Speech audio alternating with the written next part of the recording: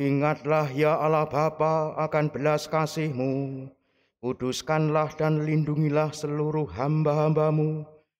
Bagi merekalah Kristus Putra-Mu telah memulai misteri Paskah dengan penumpahan darahnya. Sebab dialah yang hidup dan berkuasa bersama Diko dalam persatuan Roh Kudus, Allah sepanjang segala masa.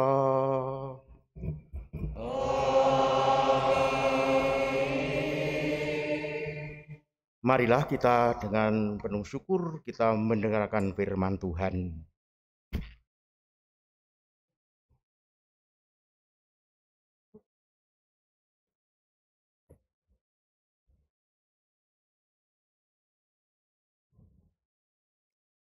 Bacaan dari kitab Yesaya. Beginilah firman Tuhan. Sesungguhnya hambaku akan berhasil. Ia akan ditinggikan, disanjung dan dimuliakan. Seperti banyak orang tertegun melihat dia. Rupanya begitu buruk, tidak seperti manusia lagi, dan tampaknya tidak seperti anak manusia lagi. Demikianlah ia akan membuat tercengang banyak bangsa, dan raja-raja akan mengatupkan mulutnya melihat dia. Sebab apa yang tidak diceritakan kepada mereka akan mereka lihat, dan yang tidak mereka dengar akan mereka pahami. Maka mereka berkata, siapakah yang percaya kepada berita yang kami dengar? Dan kepada siapakah tangan kekuasaan Tuhan dinyatakan? Sebagai taruk hamba Yahweh tumbuh di hadapan Tuhan, dan sebagai tunas ia muncul dari tanah kering. Ia dihina dan dihindari orang, seorang yang penuh kesengsaraan dan biasa menderita kesakitan. Ia sangat dihina, sehingga orang menutup mukanya terhadap dia, dan bagi kita pun dia tidak masuk hitungan. Ia tidak tampan, dan semarak pun tidak ada padanya, sehingga kita tidak tertarik untuk memandang dia, dan rupanya pun tidak menarik, sehingga kita tidak terangsang untuk menginginkannya. Tetapi sesungguhnya penyakit kitalah yang ditanggungnya, dan kesengsaraan kitalah yang dipikulnya. Padahal kita mengira dia kena tulah, dipukul dan ditindas Allah. Sesungguhnya dia tertikam oleh karena pemberontakan kita. Dia diremukkan oleh karena kejahatan kita.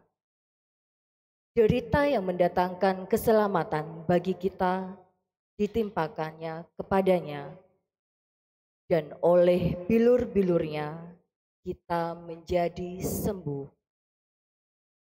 Kita sekalian sesat seperti domba, masing-masing mengambil jalan sendiri. Tetapi Tuhan telah menimpakan kepadanya kejahatan kita sekalian. Dia dianiaya, tetapi dia membiarkan diri ditindas dan tidak membuka mulutnya, seperti anak domba yang dibawa ke pembantaian, seperti induk domba yang keluh di depan orang-orang yang menggunting bulunya. Ia tidak membuka mulutnya. Sesudah penahanan dan penghukuman ia terambil, dan tentang nasibnya, siapakah yang memikirkannya? Sungguh, ia terputus dari negeri orang-orang hidup. Dan karena pemberontakan umatku, ia kena tulah. Orang menempatkan kuburnya di antara orang-orang fasik. Dan waktu mati, ia ada di antara penjahat-penjahat. Sekalipun ia tidak berbuat kekerasan. Dan tipu tidak ada di dalam mulutnya. Tetapi Tuhan berkehendak meremukkan dia dengan kesakitan. Dan apabila ia menyerahkan dirinya sebagai kurban silih, ia akan melihat keturunannya. Umurnya akan lanjut, dan kehendak Tuhan akan terlaksana karena dia. Sesudah kesusahan jiwanya, ia akan melihat terang dan menjadi puas. Sebab Tuhan berfirman, "Hambaku itu sebagai orang yang benar akan membenarkan banyak orang oleh hikmat-Nya, dan kejahatan mereka Dia pikul. Sebab itu aku akan membagikan kepadanya orang-orang besar sebagai rampasan, dan ia akan memperoleh orang-orang kuat sebagai jarahan. Ini semua sebagai ganti, karena ia telah menyerahkan nyawanya ke dalam maut, dan karena ia terhitung di antara para pemberontak, sekalipun ia menanggung dosa banyak orang dan berdoa untuk pemberontak-pemberontak." Demikianlah sabda Tuhan.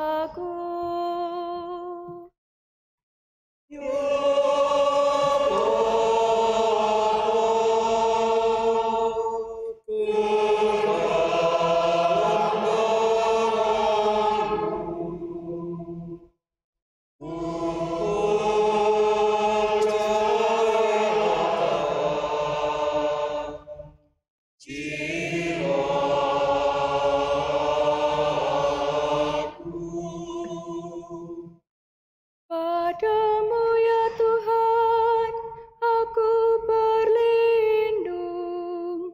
Jangan sekali-kali aku mendapat malu. Luputkanlah aku oleh karena keadilan-Mu. Ke dalam tangan-Mu ku serahkan nyawaku. Sudilah membebaskan daku ya Tuhan, Allah yang setia.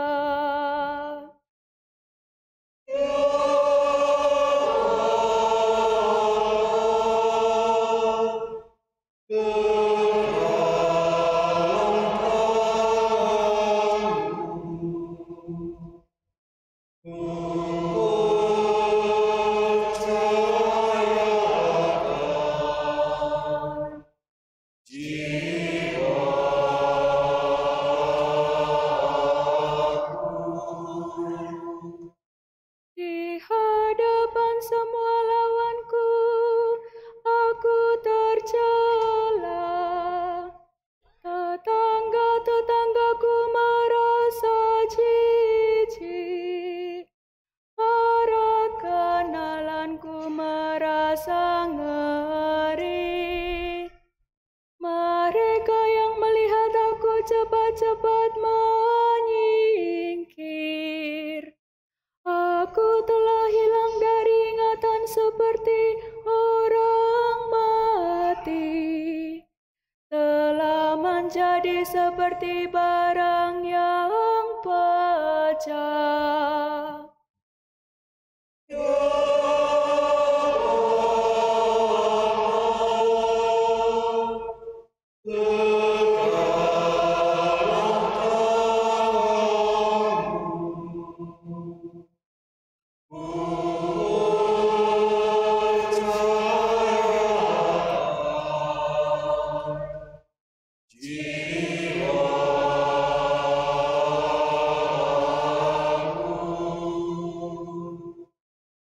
Tetapi aku kepadamu ya Tuhan, aku percaya. Aku berkata, Engkaulah Allahku. Masa hidupku ada dalam tangan-Mu. Lepaskanlah aku dari tangan musuh-musuhku, dan bebaskan dari orang-orang yang mengejarku.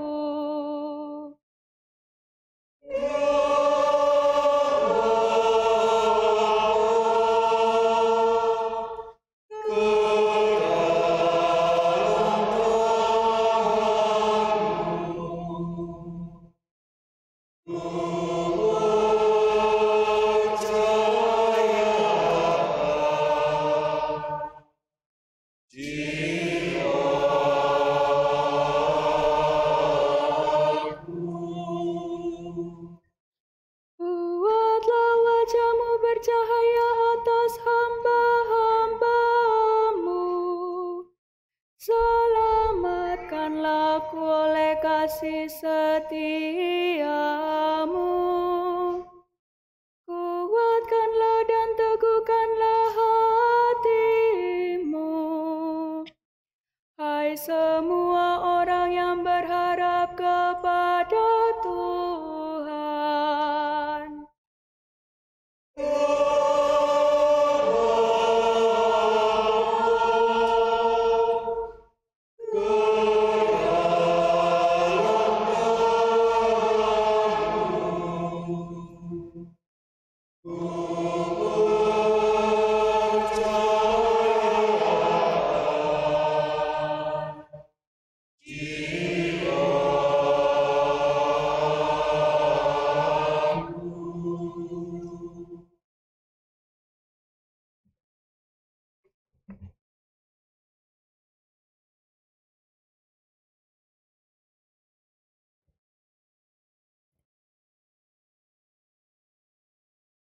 Bacaan dari surat kepada orang Ibrani. Saudara-saudara, kita sekarang mempunyai Imam Agung yang telah melintasi semua langit, yaitu Yesus, Anak Allah. Maka baiklah kita teguh berpegang pada pengakuan iman kita, sebab Imam Agung yang kita punya bukanlah Imam Agung yang tidak dapat turut merasakan kelemahan kita. Sebaliknya, Ia sama dengan kita. Ia telah dicobai, hanya saja tidak berbuat dosa. Sebab itu, marilah kita menghampiri tahta kerahiman Allah dengan penuh keberanian, supaya kita menerima rahmat dan menemukan kasih karunia untuk mendapat pertolongan pada waktunya. Dalam hidupnya sebagai manusia, Yesus telah mempersembahkan doa dan permohonan dengan ratap tangis dan keluhan kepada Dia yang sanggup menyelamatkannya dari maut. Dan karena kesalehannya, Ia telah didengarkan. Akan tetapi sekalipun anak, Ia telah belajar menjadi taat. Ini ternyata dari apa yang telah dideritanya. dan sesudah mencapai kesempurnaan, ia menjadi pokok keselamatan abadi bagi semua orang yang taat kepadanya. Demikianlah sabda Tuhan.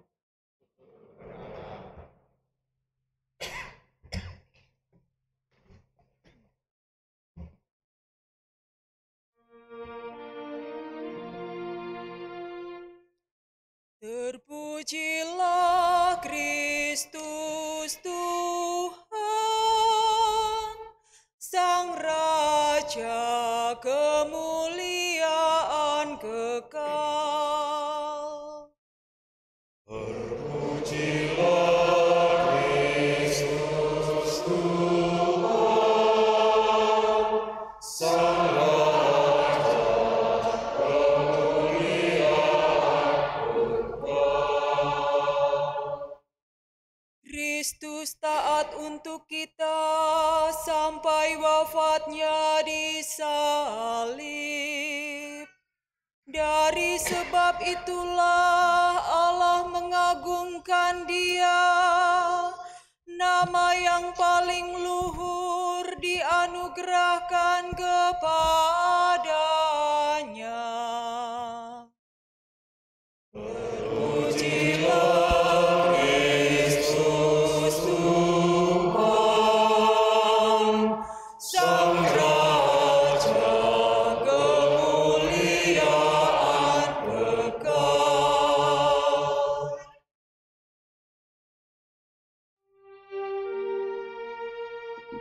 Inilah kisah sengsara Tuhan kita Yesus Kristus menurut Yohanes.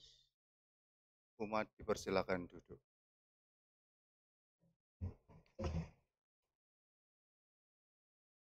Seusai perjamuan Paskah, keluarlah Yesus dari ruang perjamuan bersama dengan murid-muridnya, dan mereka pergi ke seberang sungai Kidron. Di situ ada suatu taman. Yesus masuk ke taman itu bersama dengan murid-muridnya. Yudas yang mengkhianati Yesus tahu juga tempat itu, karena Yesus sering berkumpul di situ dengan murid-muridnya. Maka datanglah juga Yudas ke situ, bersama sepasukan prajurit dan penjaga-penjaga bait Allah, yang disuruh oleh imam-imam kepala dan orang-orang Farisi. Mereka datang lengkap dengan lentera, sulu dan senjata. Yesus tahu semua yang akan menimpa dirinya. Maka ia maju ke depan dan berkata kepada mereka, Siapakah yang kamu cari? Jawab mereka, Yesus dari Nazaret. Kata Yesus kepada mereka, Akulah Dia. Yudas yang mengkhianati Yesus berdiri juga di situ bersama-sama mereka.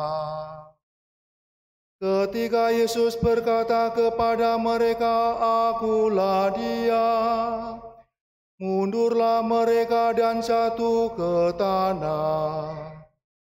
Maka Yesus bertanya pula, Siapakah yang kamu cari? Jawab mereka, Yesus dari Nazaret.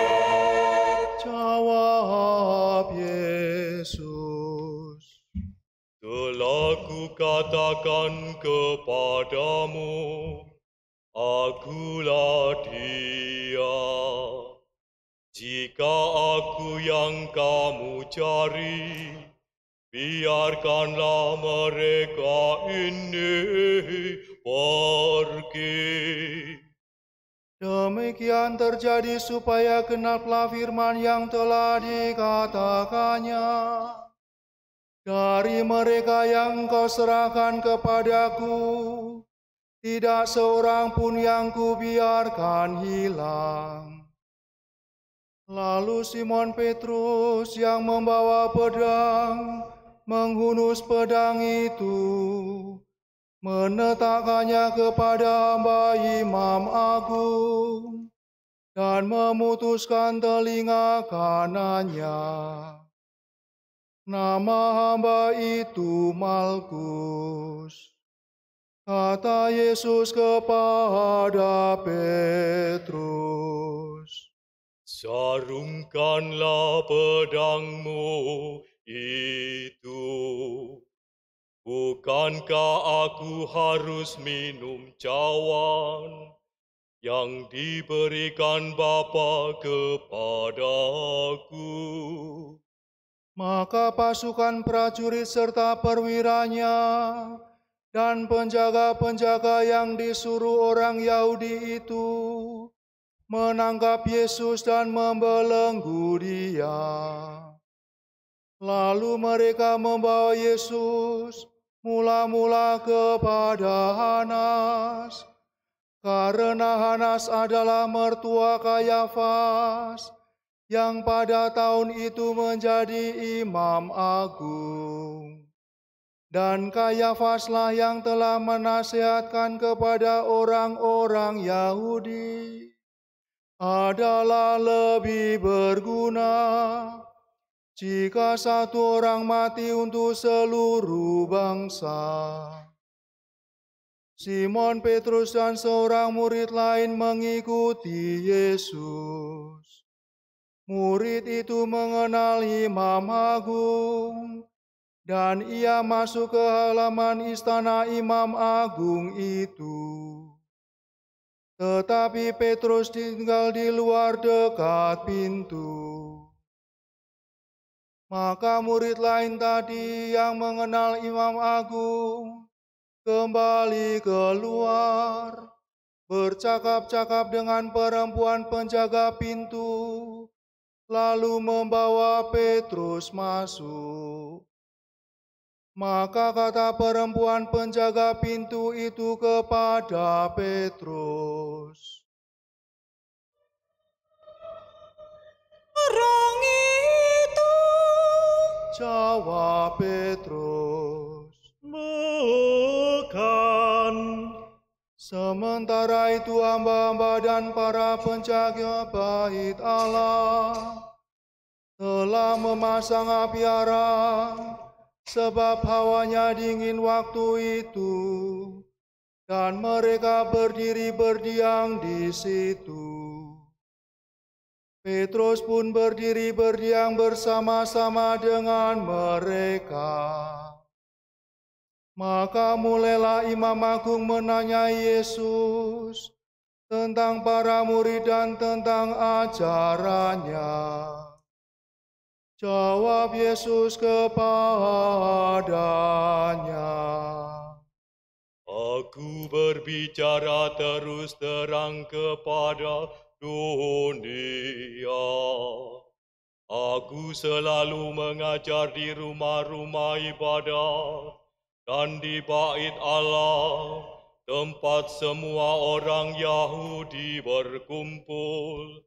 Aku tidak pernah berbicara sembunyi-sembunyi.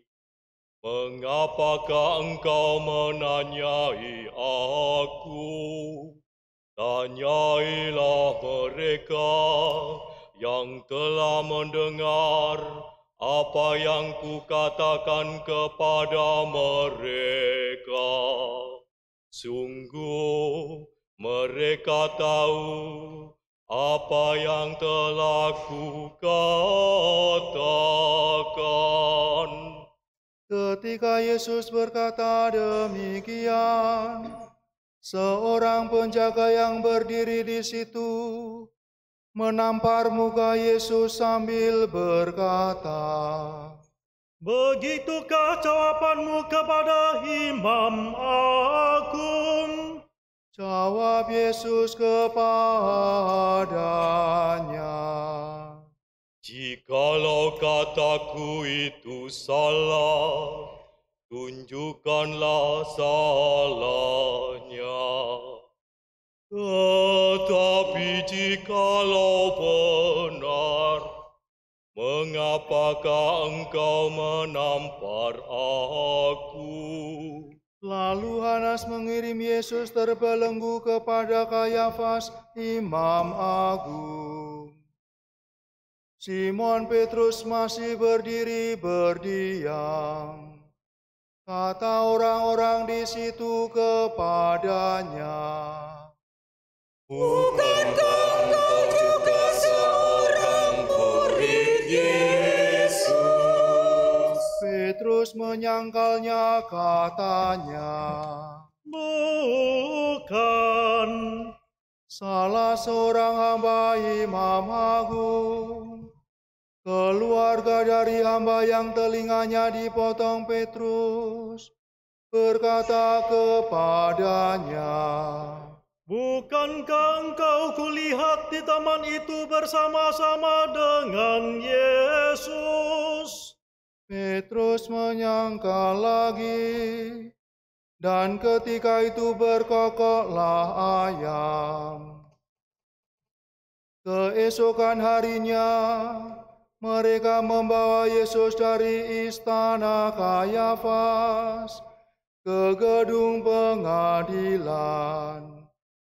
Ketika itu hari masih pagi.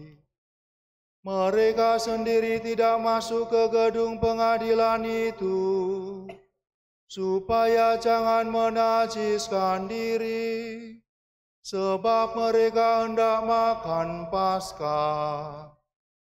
Sebab itu Pilatus keluar mendapatkan mereka dan berkata, Apakah tuduhan kamu terhadap orang ini? Jawab mereka kepadanya, Jikalau ia bukan penjahat, kami tidak menyerahkannya kepadamu.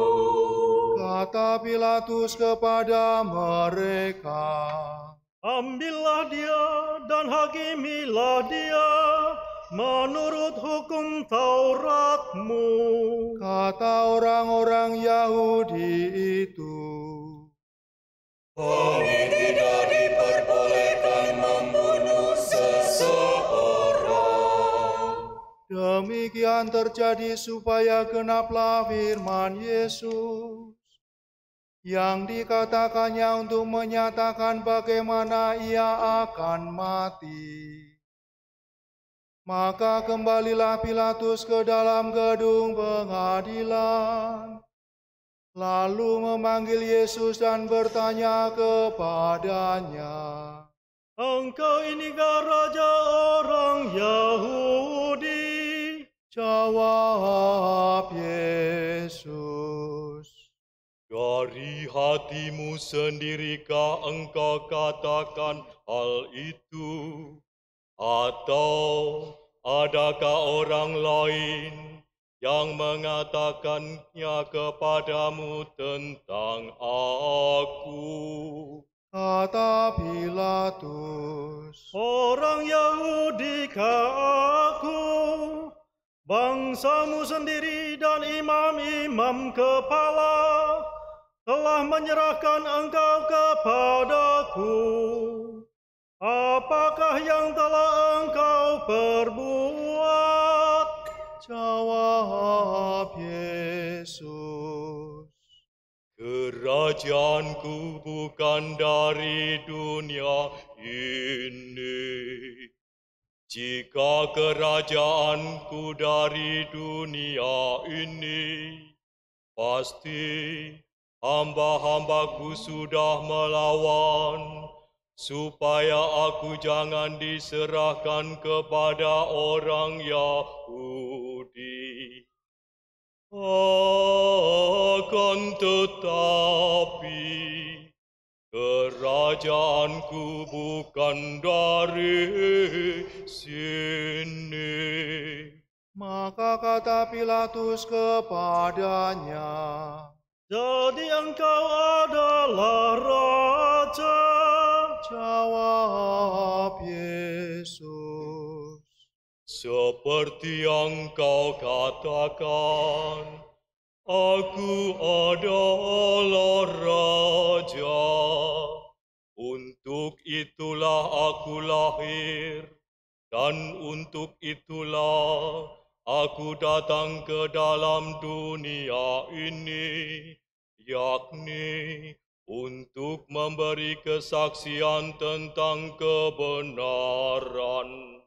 Setiap orang yang berasal dari kebenaran mendengarkan suaraku. kata Pilatus kepadanya, Apakah kebenaran itu? sesudah mengatakan demikian, Pilatus keluar lagi mendapatkan orang-orang Yahudi dan berkata kepada mereka, Aku tidak mendapati kesalahan apapun padanya. Tetapi pada kamu ada kebiasaan bahwa pada hari raya Paskah aku membebaskan seseorang bagimu.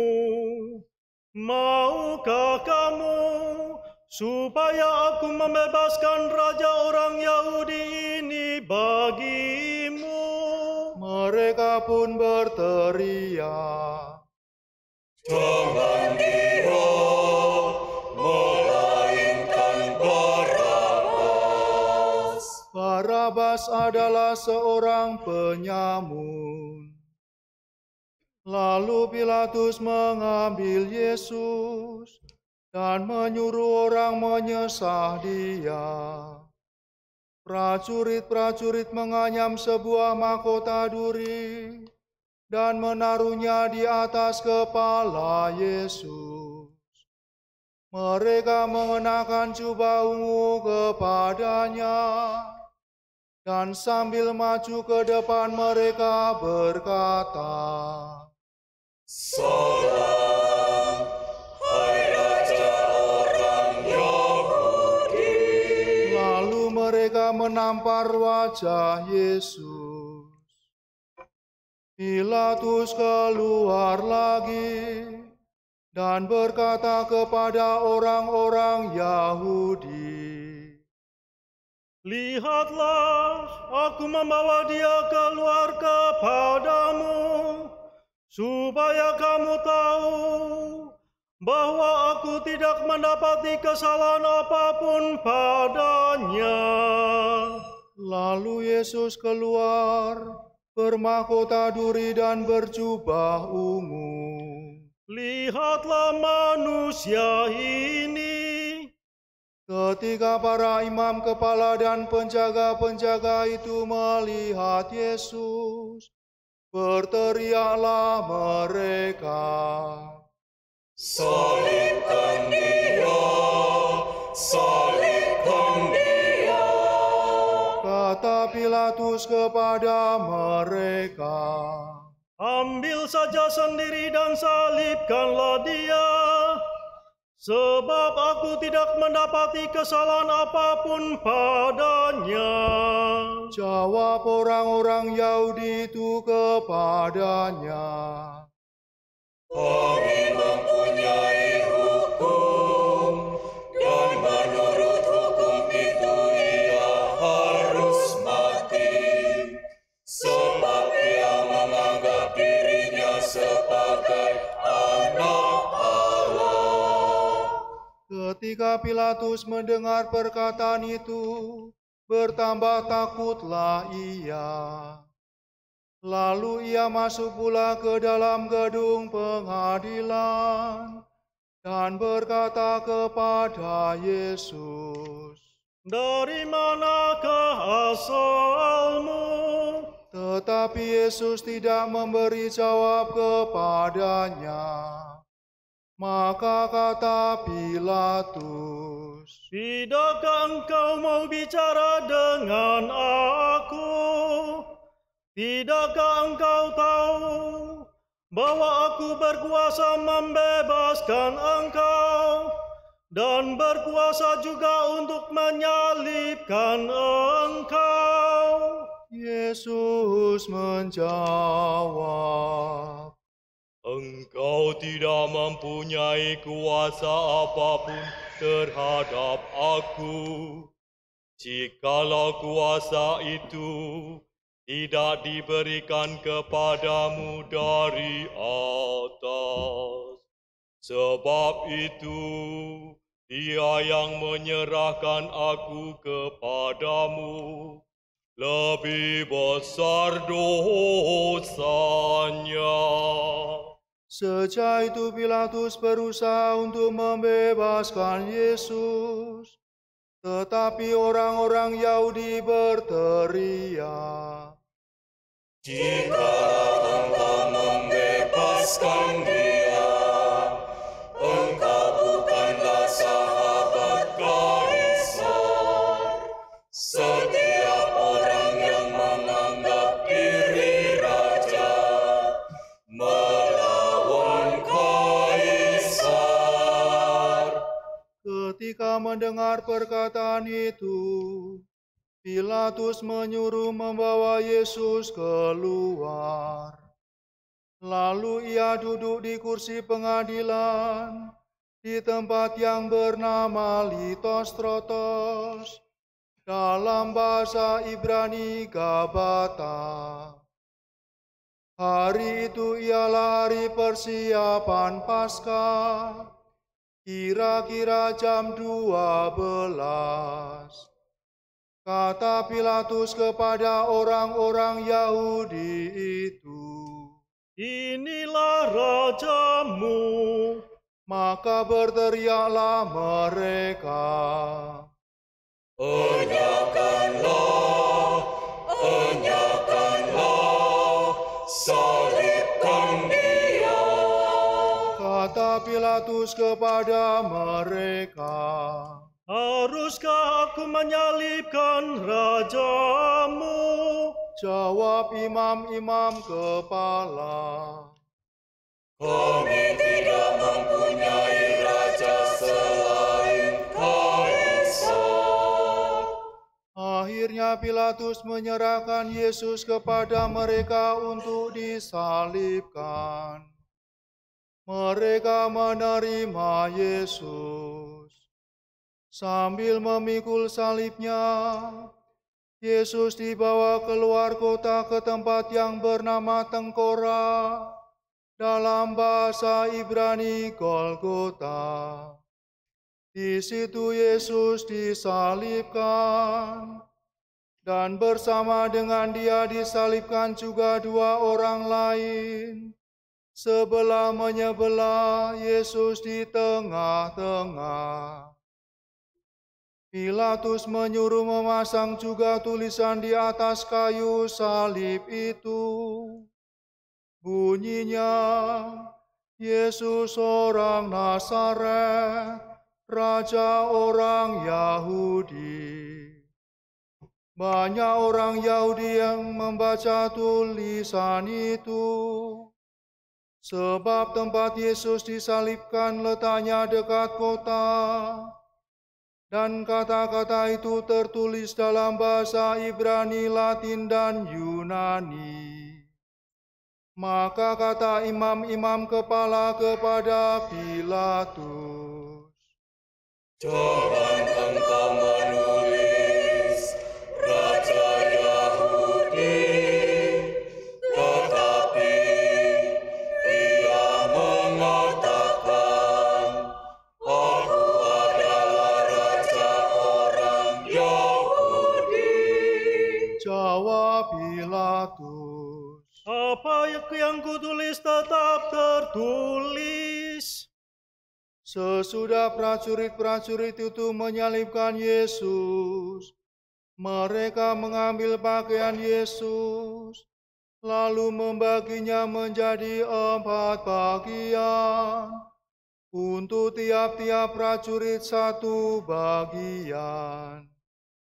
Jubah Yesus pun mereka ambil, tetapi jubah itu tidak berjahit. Dari atas ke bawah merupakan 1 tenunan utuh. Karena itu mereka berkata seorang kepada yang lain, Janganlah kita membagi jubah ini menjadi beberapa potong, tetapi baiklah kita membuang undi untuk menentukan siapa yang akan mendapatnya. demikianlah terjadi, supaya genaplah yang ada tertulis dalam kitab suci. Mereka membagi-bagi pakaianku di antara mereka, dan mereka membuang undi atas jubahku. Hal itu telah dilakukan prajurit-prajurit itu. Di dekat salib Yesus, berdiri ibu Yesus dan saudara ibunya, Maria istri Kleopas dan Maria Magdalena. Ketika Yesus melihat ibunya dan murid yang ia kasihi di sampingnya, berkatalah ia kepada ibunya, Ibu,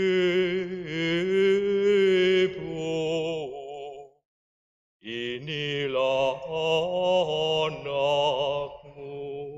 Kemudian katanya kepada murid itu, Inilah ibumu.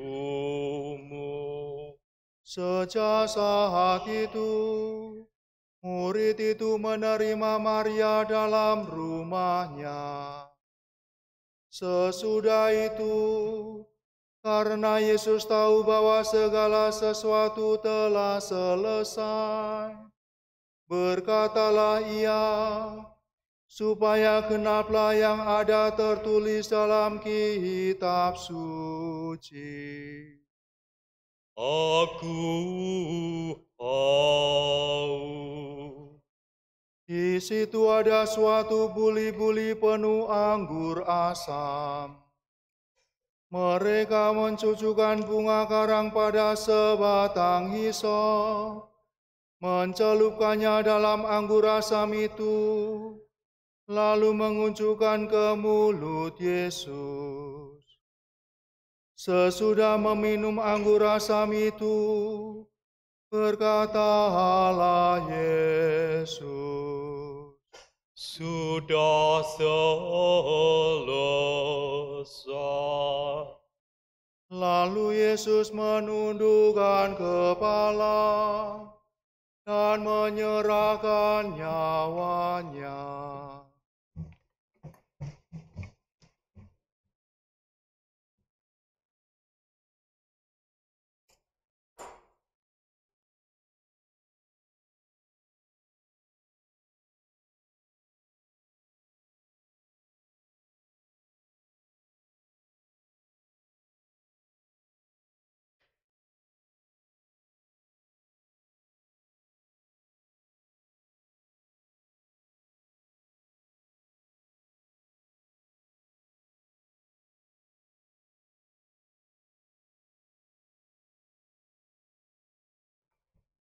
Karena hari itu hari persiapan Paskah, dan supaya pada hari Sabat, mayat-mayat itu tidak tergantung pada kayu salib, sebab Sabat adalah hari yang besar.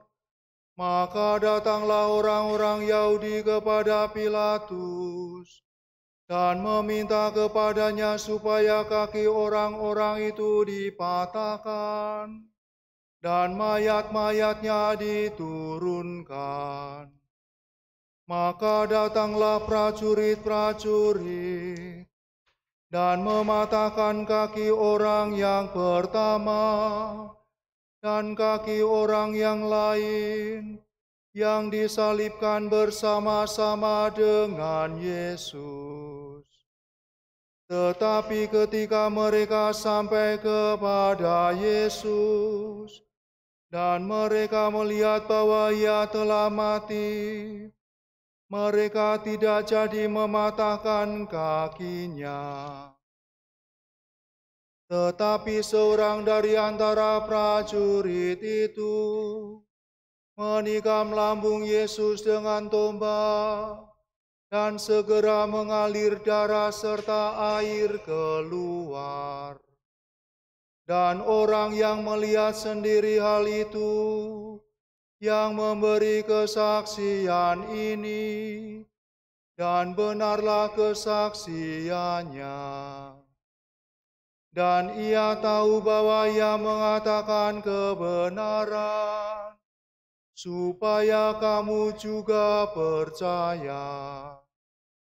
Sebab hal itu terjadi, supaya genaplah yang tertulis dalam kitab suci. Tidak ada tulangnya yang akan dipatahkan. Dan nas lain yang mengatakan, mereka akan memandang kepada Dia yang telah mereka tikam. Sesudah itu Yusuf dari Arimatea, seorang murid Yesus tetapi sembunyi-sembunyi, karena takut kepada orang-orang Yahudi, meminta kepada Pilatus supaya ia diperbolehkan menurunkan jenazah Yesus. Pilatus meluluskan permintaan Yusuf. Maka datanglah Yusuf menurunkan jenazah Yesus. Juga Nikodemus datang di situ. Dialah yang dulu datang malam-malam kepada Yesus. Ia membawa campuran minyak mur dengan minyak gaharu, kira-kira 50 kati beratnya. Mereka mengambil jenazah Yesus, mengapaninya dengan kain lenan, dan membubuinya dengan rempah-rempah, menurut adat pemakaman orang Yahudi. Di dekat tempat Yesus disalibkan ada suatu taman, dan dalam taman itu ada suatu kubur baru, yang di dalamnya belum pernah dimakamkan seseorang. Karena hari itu hari persiapan Paskah orang Yahudi, sedang kubur itu tidak jauh letaknya, maka mereka membaringkan jenazah Yesus di situ.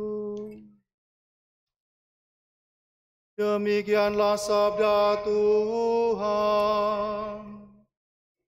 Terpujilah Kristus.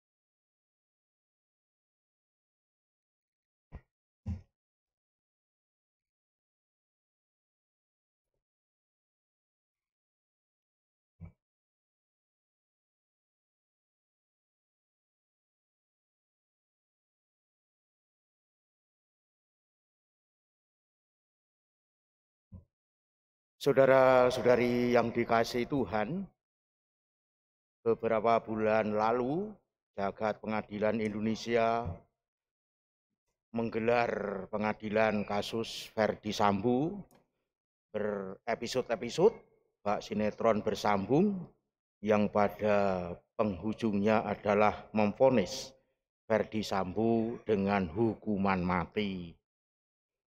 Mengapa ia dijatuhi hukuman mati? Kiranya banyak orang maklum, karena ia terbukti sah dan meyakinkan bahwa dirinya melakukan tindak kejahatan pembunuhan berencana. Pendek kata, banyak orang setuju dengan vonis mati itu karena setimpal dengan perbuatannya. Hari ini kita mengenangkan peristiwa yang terjadi 1990 tahun yang lalu di Yerusalem, di Yudea, di mana Yesus divonis hukuman mati oleh Pontius Pilatus atas desakan para elit Yahudi, yakni kaum Farisi dan ahli-ahli Taurat, imam-imam kepala, dan khalayak ramai Yerusalem menyetujuinya. Apa alasan Yesus dijatuhi hukuman mati? Melakukan tindakan kejahatankah? Saudara-saudara yang dikasihi Tuhan, pada saat Yesus berada di daerah Dekapolis Galilea, ia menyembuhkan orang tuli dan gagap. Pada waktu itu para penyaksi kejadian itu lalu bersaksi. Mereka teramat takjub dan berkata, ia melakukan segala-galanya dengan baik, yang tuli dijadikannya mendengar, yang bisu dijadikannya berkata-kata. Markus bab 7 ayat 37. Jelas dengan pernyataan itu, Yesus adalah orang baik dan berlaku baik, dan tak dapat dibantah sebab banyak saksi. Lalu mengapa mesti harus dihukum mati? Logika waras sulit untuk katalah nyambungnya. Saudara-saudara yang dikasihi Tuhan, dalam konfrontasi dengan orang-orang Yahudi, Yesus bertanya, banyak pekerjaan baik yang berasal dari Bapakku yang kuperlihatkan kepadamu. Pekerjaan manakah di antaranya yang menyebabkan kamu melempari aku? Jawab orang-orang Yahudi, bukan karena suatu pekerjaan baik, maka kami mau melempari engkau, melainkan karena engkau menghujat Allah dan karena engkau seorang manusia menjadikan dirimu Allah. Yohanes bab 10 ayat 32 sampai 33. Lalu di kayu salib tertera sangat jelas sampai hari ini tak terhapuskan. Ada tulisan INRI atau dikenal dengan ungkapan INRI. Yesus Nazarenus Rex Judeorum. Yesus orang Nazaret, raja orang Yahudi. Atas suruhan Pontius Pilatus yang tidak bisa ditolak oleh imam-imam kepala bangsa Yahudi. Itu sebagai alasan politik mengapa Yesus dihukum mati. Khalayak ramai Yerusalem yang telah terprovokasi oleh pihak-pihak yang berkepentingan ikut-ikutan berteriak beringas, enyahkanlah dia, salibkanlah dia kepada Yesus. Dengan kata lain, Yesus ditolak oleh berbagai kelompok lapisan masyarakat. Mengapa bisa begitu? Kata Yesus, karena mereka tidak tahu apa yang mereka lakukan. Lukas bab 23 ayat 34. Yesus menjadi korban. Masih muda, semua lapisan masyarakat jelas-jelas menolak. Ternyata juga diikuti miliaran manusia sampai hari ini. Hal yang jelas juga tidak bisa terbantahkan. Fakta bahwa Yesus benar-benar dihukum mati di kayu salib adalah fakta yang tak terbantahkan pula. Fakta ini ditulis oleh keempat penginjil, baik Matius, Markus, Lukas maupun Yohanes, walau cara mengisahkannya berbeda satu sama lain. Bahwa Yesus divonis mati oleh Pontius Pilatus, gubernur Yudea waktu itu, yang diangkat oleh Kaisar Tiberius sejak tahun 26 Masehi, dan Pilatus menjabat gubernur Yudea sampai tahun 37 Masehi, tidak pernah menyatakan bahwa yang disalibkan itu adalah orang yang diserupakan Yesus. Sejarah dan saksi sejarah adalah valid, suatu hal yang jelas-jelas nyata. Karena itu saudara yang terkasih, marilah kita tanpa ragu sedikit pun mengimani Yesus yang telah menempuh jalan salib demi keselamatan kita. Namun sekaligus kita mesti konsekuen dan konsisten mau mengikuti anjuran Yesus untuk terus berbuat baik dalam kasih. Walaupun mungkin mendapat penolakan, bahkan berisiko pahit sekalipun, yakni bisa kehilangan tawaran duniawi yang menggiurkan, dan mungkin bisa jadi malah nyawa melayang. Mari dengan sepenuh hati kita benar-benar meyakini Yesus. Orang Jawa mengatakan patok bangkrong. Jadi benar-benar mau setia mengikuti Yesus tanpa bergeser sedikit pun, dan benar-benar kita terpaut hati kita kepadanya dan tidak pernah kita mau meninggalkannya. Sehingga dengan demikian kita tidak pernah beralih dari hati Yesus, yang akhirnya seperti Yesus mengakhiri karyanya menyelamatkan manusia, yang tadi amat jelas mengungkapkan sudah selesai. Semoga ungkapan demikian juga di penghujung hidup kita masing-masing, kita pun mengungkapkan kita sudah selesai mengerjakan apa yang memang kita kerjakan sebagaimana yang Tuhan kehendaki. Tuhan memberkati kita.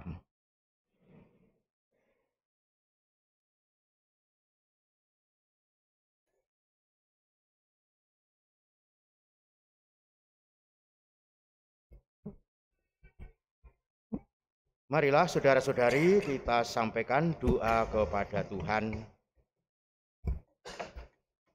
Pertama untuk Gereja Kudus.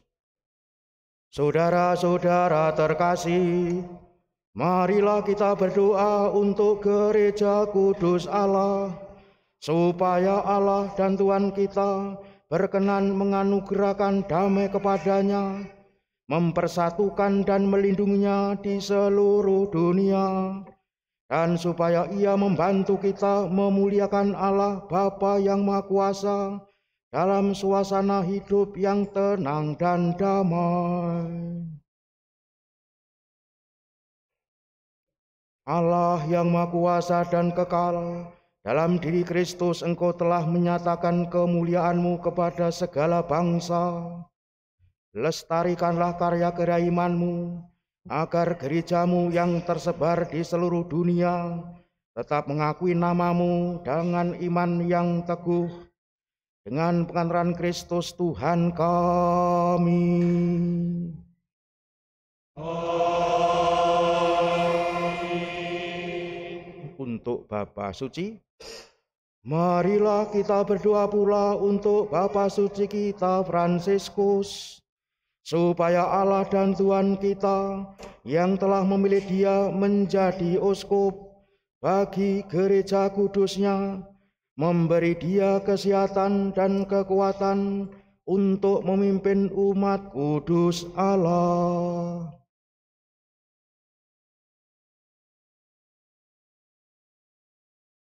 Allah yang Maha Kuasa dan kekal, segala sesuatu ada berdasarkan keputusan-Mu. Sudilah mendengarkan doa-doa kami, dan dengan kasih sayang-Mu lindungilah Imam Agung yang telah Engkau pilih bagi kami.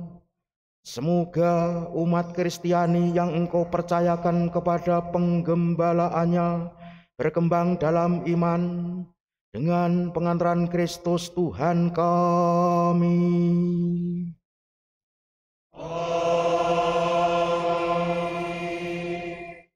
Untuk para pejabat gereja dan segala lapisan umat, marilah kita berdoa pula untuk uskup kita Vincentius Sutikno Wisaksono, untuk semua uskup, imam, diakon di seluruh gereja, dan untuk segenap umat beriman.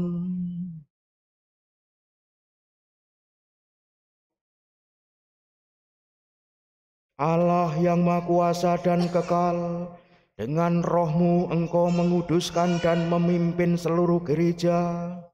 Dengarkanlah doa kami bagi para pelayan-Mu. Semoga berkat bantuan rahmat-Mu, mereka mengabdi Engkau dengan setia, dengan pengantaran Kristus Tuhan kami.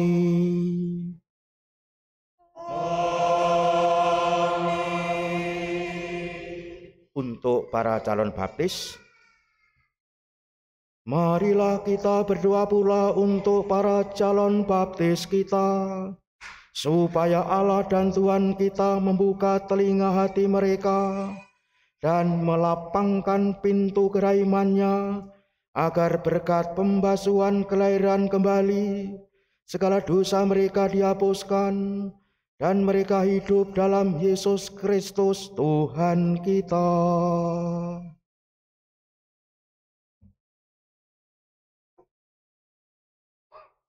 Allah yang Maha Kuasa dan kekal, Engkau selalu menyuburkan gereja-Mu dengan anggota-anggota baru. Sudilah menambah iman dan pengetahuan para calon baptis kami, supaya dengan dilahirkan kembali lewat bejana pembaptisan, mereka digabungkan dengan himpunan anak-anak angkat-Mu, dengan pengantaran Kristus Tuhan kami.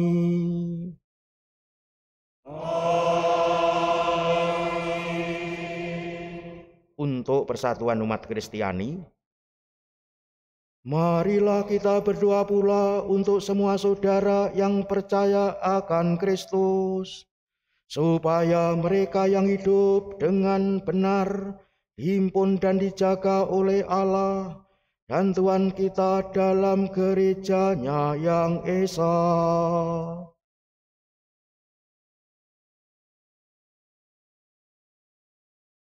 Allah yang Maha Kuasa dan kekal, Engkau menyatukan yang tercerai-berai dan memelihara yang telah bersatu.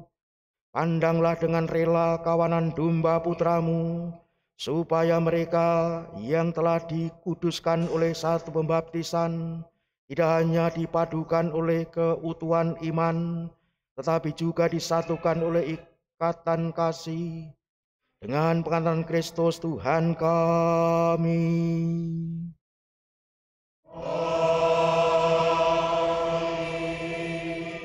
Untuk orang Yahudi, marilah kita berdoa pula untuk orang Yahudi yang menerima sabda Allah sebelum kita, supaya Allah dan Tuhan kita mengubarkan dalam hati mereka cinta akan namanya dan meneguhkan kesetiaan akan perjanjiannya.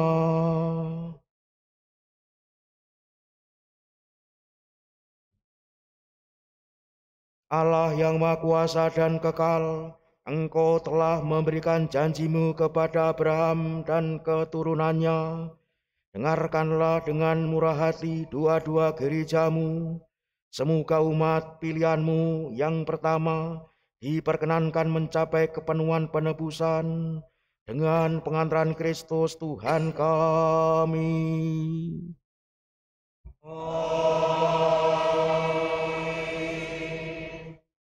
Untuk orang yang tidak percaya akan Kristus, marilah kita berdoa pula untuk mereka yang tidak percaya akan Kristus, supaya berkat terang Roh Kudus mereka juga dapat menemukan jalan keselamatan.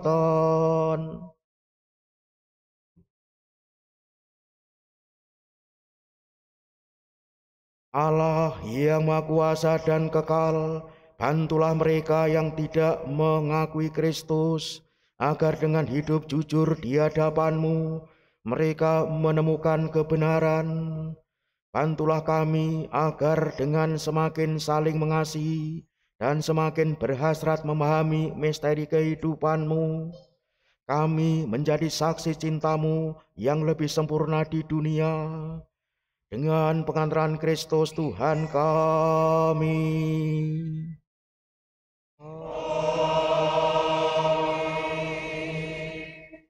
Untuk orang yang tidak percaya akan Allah, marilah kita berdoa pula untuk mereka yang tidak mengenal Allah, supaya mereka yang dengan tulus hati mencari kebenaran layak menemukan Allah sendiri.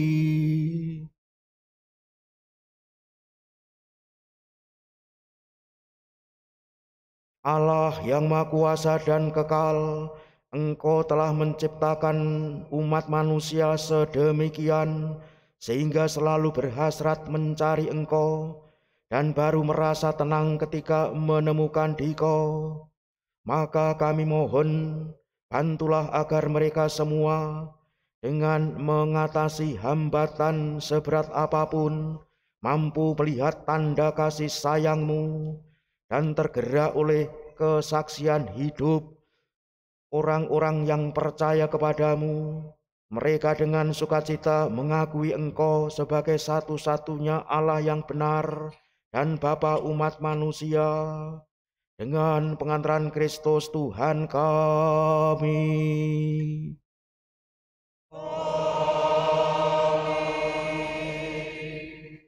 Untuk para pemimpin negara, marilah kita berdoa pula untuk semua pemimpin negara, supaya Allah dan Tuhan kita seturut kehendak-Nya mengarahkan budi dan hati mereka kepada damai dan kebebasan sejati bagi semua orang.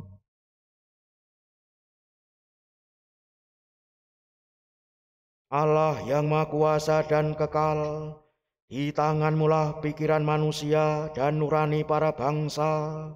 Sudilah mendampingi para pemimpin negara, supaya berkat bantuan-Mu di seluruh dunia, terjaminlah kesejahteraan bangsa-bangsa, kepastian kedamaian, dan kebebasan beragama. Dengan pengantaran Kristus Tuhan kami.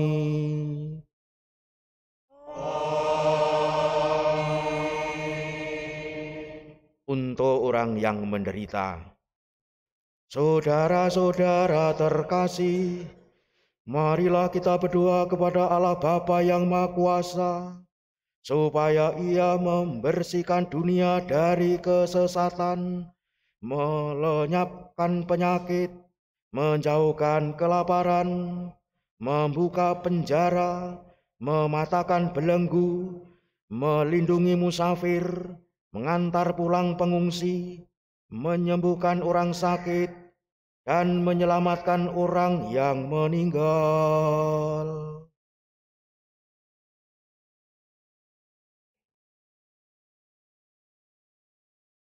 Allah yang Maha Kuasa dan kekal, Engkau menghibur yang berduka dan menguatkan yang menderita. Kiranya jeritan doa semua orang yang tertimpa kesusahan apapun sampai ke hadirat-Mu. Semoga semua yang berada dalam kesesakan bersukacita karena menerima belas kasih-Mu. Dengan pengantaran Kristus Tuhan kami.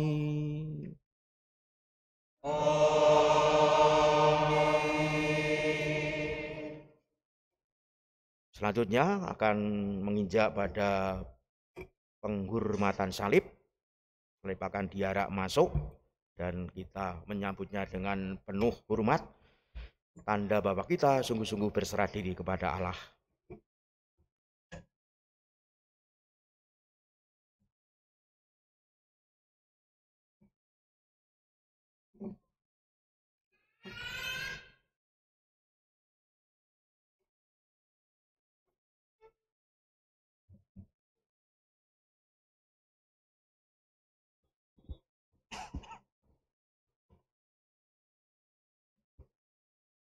Lihatlah kayu salib Di sini tergantung Kristus, penyelamat dunia.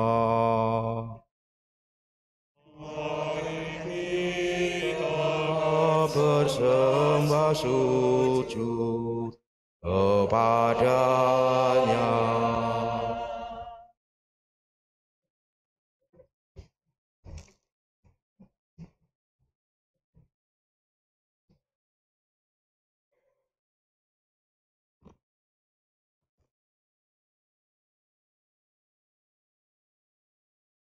Lihatlah kayu salib, di sini tergantung Kristus, penyelamat dunia. Mari kita bersembah sujud kepadanya.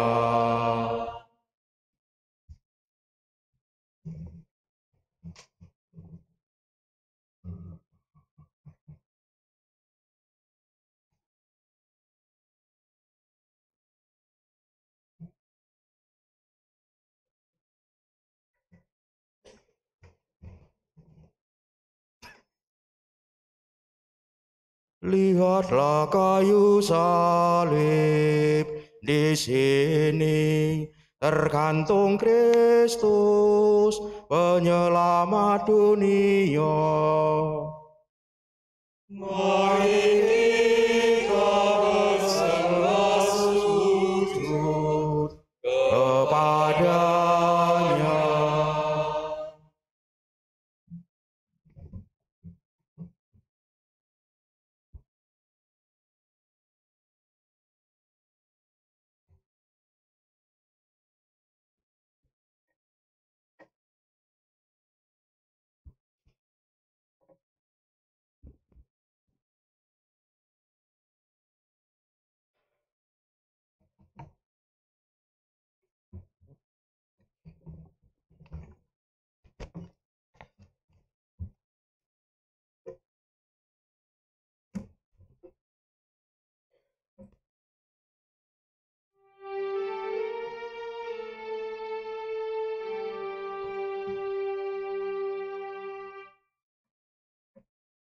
Mari kita merenungkan penebusan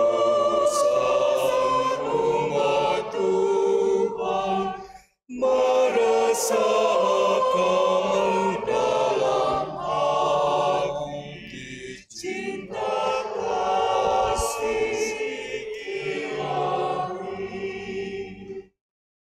Yesus Kristus Raja Sakti, pengemban amanat suci, penyembuh segala luka, penegak hukum cinta.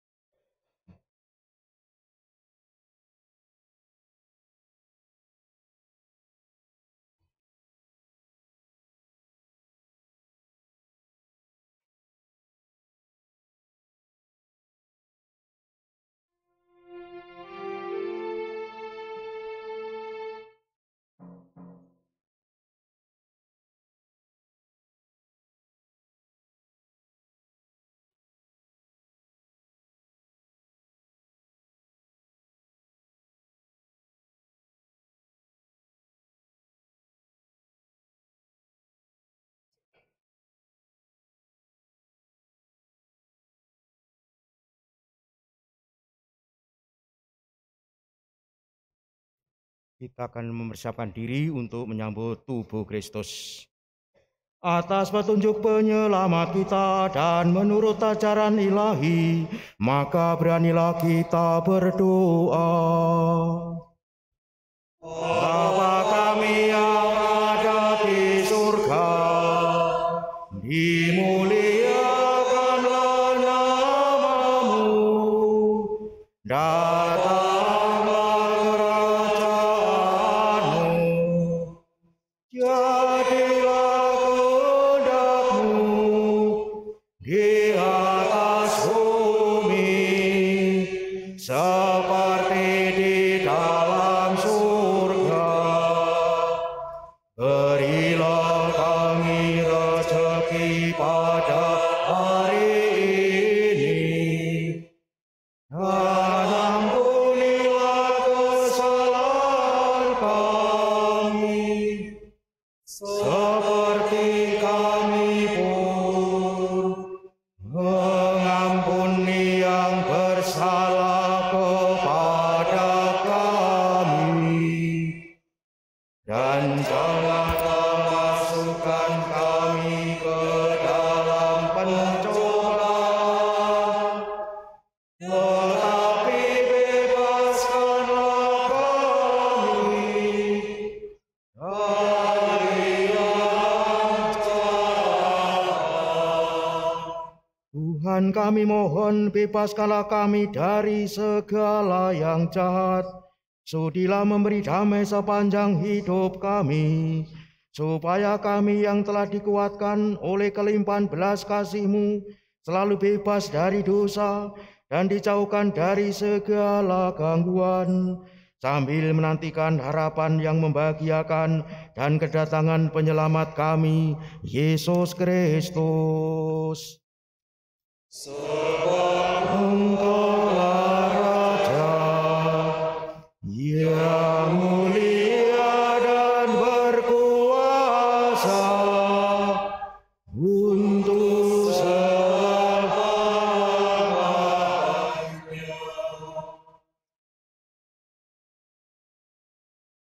Tuhan Yesus Kristus, semoga penerimaan tubuh dan darah-Mu tidak menjadikan hukuman dan siksaan bagiku, tetapi melindungi dan menyehatkan jiwa ragaku karena kasih sayang-Mu.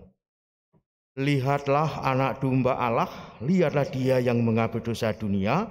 Berbahagialah saudara-saudari yang diundang ke perjamuan anak domba.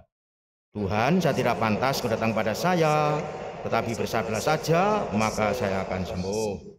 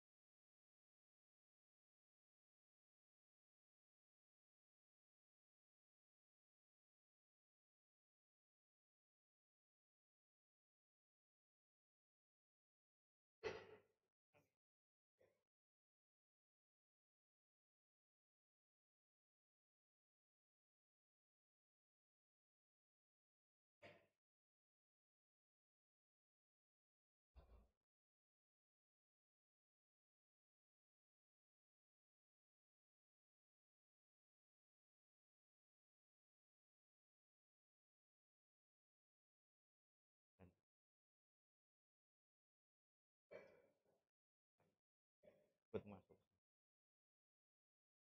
banyak sekali.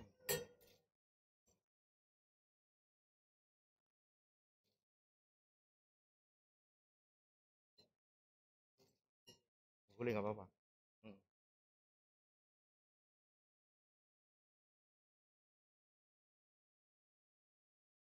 Ini itu repot.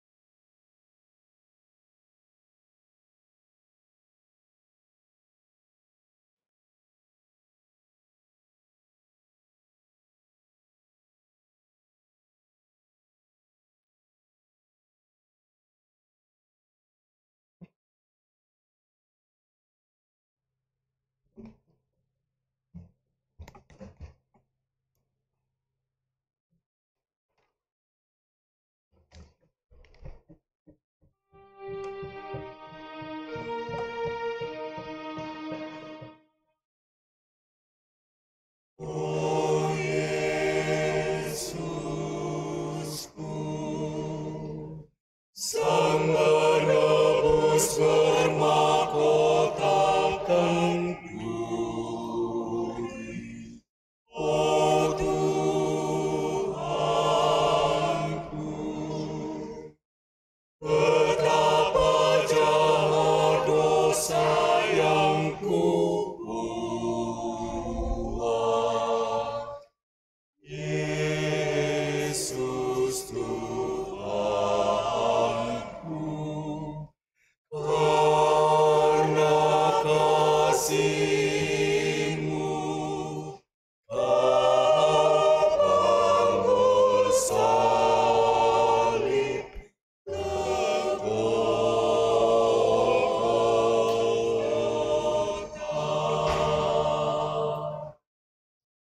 Oh Yesusku, Sang Anak Domba yang menanggung dosa, Kau relakan. Kau disesat demi keselamatanku. Yesus Tuhanku, karena kasih-Mu Kau panggul salib ke Golgota.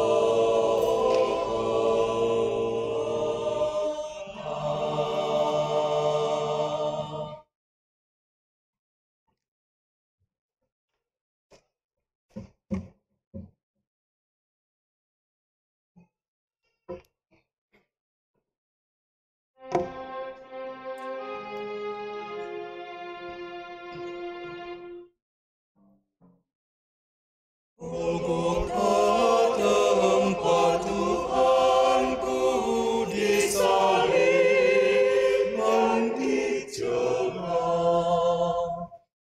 agar dunia damai pula dengan Allah Kalibnya. Dari sanalah mengalir sungai kasih karunia bagi orang yang berdosa yang memandang Golgota. Oh samudra kasih Allah bagi isi dunia, diberinya Putra Tunggal agar kita selamatlah. Yesus jalan kebenaran, sumber hidup yang bakal.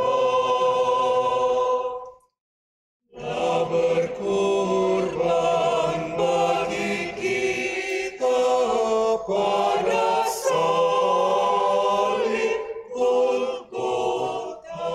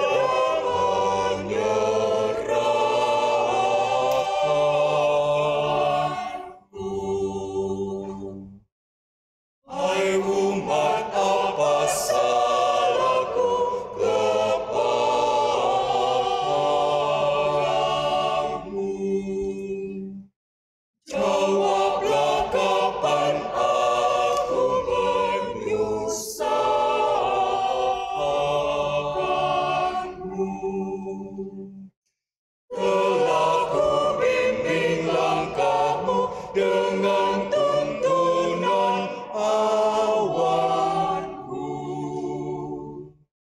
Tetapi kini balasmu kau antarku tepi Pilatus.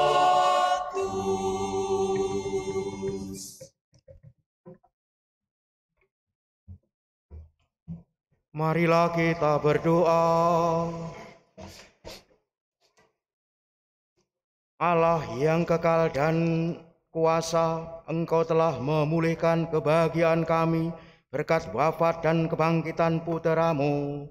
Peliharalah karya belas kasih-Mu dalam diri kami, agar kami yang telah ambil bagian dalam misteri ini dapat hidup menurut bakti kepada-Mu dengan pengantaran Kristus Tuhan kami.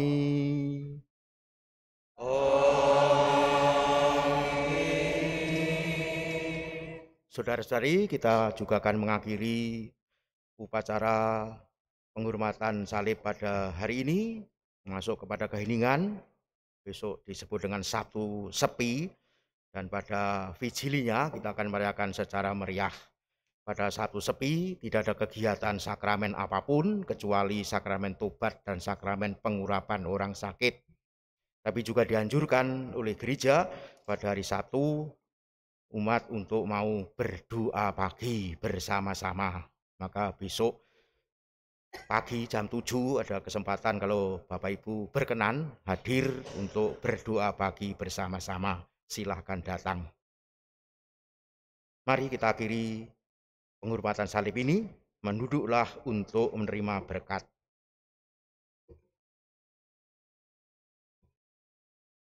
Kami mohon ya Tuhan, semoga turunlah berkat berlimpah ke atas umat-Mu ini yang telah mengenangkan wafat Putra-Mu sambil mengharapkan kebangkitannya. Berikanlah pengampunan, anugerahkanlah penghiburan, dan tumbuhkanlah iman yang kudus. Berikanlah jaminan penebusan yang kekal dengan pengantaran Kristus Tuhan kami. Amin.